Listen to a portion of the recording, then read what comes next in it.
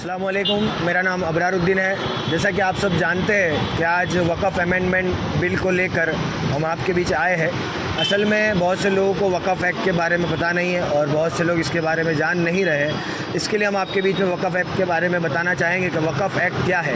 असल में वक़फ़ एक्ट जो है कि वक़फ़ का माने ये होता है कि किसी इंसान ने अपनी जो मिल्कियत है, अपनी प्रॉपर्टी है, वो अल्लाह के नाम पे दे दी है, मतलब कि उम्मत के लिए दे दी है। तो उसका इस्तेमाल दरगाह, मस्जिद, खानकाएँ, मदारिस, कब्रिस्तान, ये सारी चीज़ें वक़फ़ के अंदर आती हैं। और बहुत सी ऐसी जगहों में है जहाँ पे आज हुकूमत के पास भी वक़फ़ की प्रॉपर्टी है, जबकि देखा ये गया है कि वक़फ़ के अंदर, इसके पहले भी इंदिरा गांधी की हुकूमत के अंदर भी ये देखा गया था कि इंदिरा गांधी ने खुद लिख के ये सरकार से मांग की थी कि भाई वक़फ़ की जो प्रॉपर्टीज़ है जिसमें सरकार ने कब्ज़ा किया गया है उसको वक़फ़ के हवाले कर दी जाए। यानी आप सोचिए कि वक़फ़ जो है वो हमने कब्ज़ा नहीं किया, ऑलरेडी वक़फ़ के ऊपर सरकार खुद कब्ज़ा करके बैठी हुई है। तो हमारी गुजारिश है कि हमारी जो प्रॉपर्टीज़ है वो हमें लौटा दी जाए और हमारी प्रॉपर्टीज़ को इस तरीके से सरकार गैर कानूनी तरीके से, गैर संविधानिक तरीके से अपने कंट्रोल में लेना चाहती है, वो हम हरगिज़ भी होने नहीं देंगे। आज से 14 साल पहले वो मिल्कियतों का इस्तेमाल होता रहा है, लेकिन आज मुल्क की जो हुकूमत है जो वक़फ़ एक्ट लेके आई है,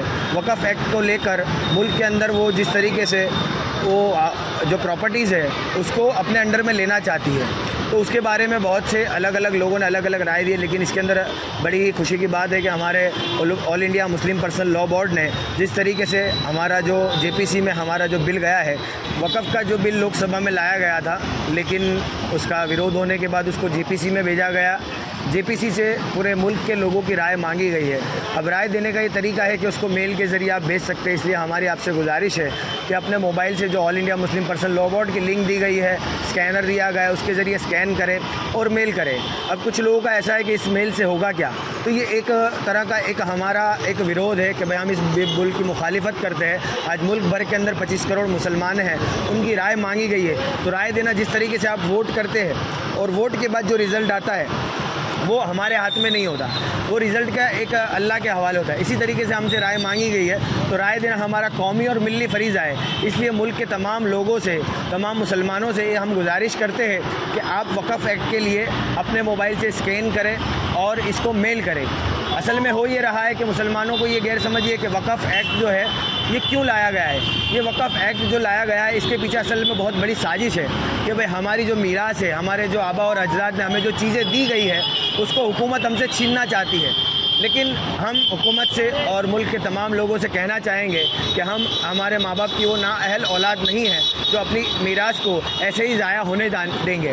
हम हमारी मीरास की अच्छी तरीके से हिफाजत करना जानते हैं और इसकी अच्छे तरीके से हिफाजत करना, इसको मेंटेन करना, उसको किस तरीके से चलाना वो अल्हम्दुलिल्लाह 14 सालों से चलता आया है। हमें इसके अंदर हुकूमत की ज़रूरत नहीं है, ना ही किसी के दखल अंदाजी की ज़रूरत है, क्योंकि मुल्क के अंदर देखा गया है कि अलग अलग धर्मों को अपने अपने धर्म के हिसाब से फॉलो करने का अधिकार है, जो हमारा कॉन्स्टिट्यूशनल राइट्स है। जैसे सिख धर्म गुरु के लोग हैं, जैन है, SC ST OBC है, सब अपने अपने तरीके से अपने धर्म का फॉलो करता है। हमारे मुल्क के अंदर अलग अलग जाति है, जैसे कि जैन समुदाय है तो वो अपने ही मंदिर में जा सकता है, हमारा शेड्यूल कास्ट वाला भाई है वो अपने ही मंदिर में जाता है, हमारा OBC भाई है वो अपने मंदिर में जा रहा है। तो सब अपने अपने तरीके से अपने अपने मंदिरों में, अपनी अपनी जगहों में, अपने अपने गुरुद्वारों में, अपने अपने गिरजाघरों में जा सकते हैं। लेकिन हुकूमत ये नहीं देख पा रही कि आज मुल्क के अंदर सबसे ज़्यादा अगर प्रॉपर्टी है तो वक़फ़ के पास है। असल में ये किसी की दी गई प्रॉपर्टी नहीं है, ये हमारे खून पसीने की कमाई है, जो अगर हमसे कोई छीनना चाहेगा तो हम डेमोक्रेटिक तरीके से उसको लागू होने नहीं देंगे। और उसके लिए हम जितनी कोशिश है, चाहे रोड पे उतरना पड़े या प्रोटेस्ट करना पड़े या धरना देना पड़े या महीनों तक या जितने भी दिनों तक अगर रोड पे बैठना ही पड़ेगा, तो उसके लिए हम हर तरीके से तैयार हैं। और हम इस बात के लिए हमेशा तैयार हैं कि वक़फ़ बिल जो बनाया गया है, वक़फ़ एक्ट, इसको हरगिज़ भी बर्दाश्त नहीं किया जाएगा। जय हिंद, जय भारत, अस्सलाम वालेकुम।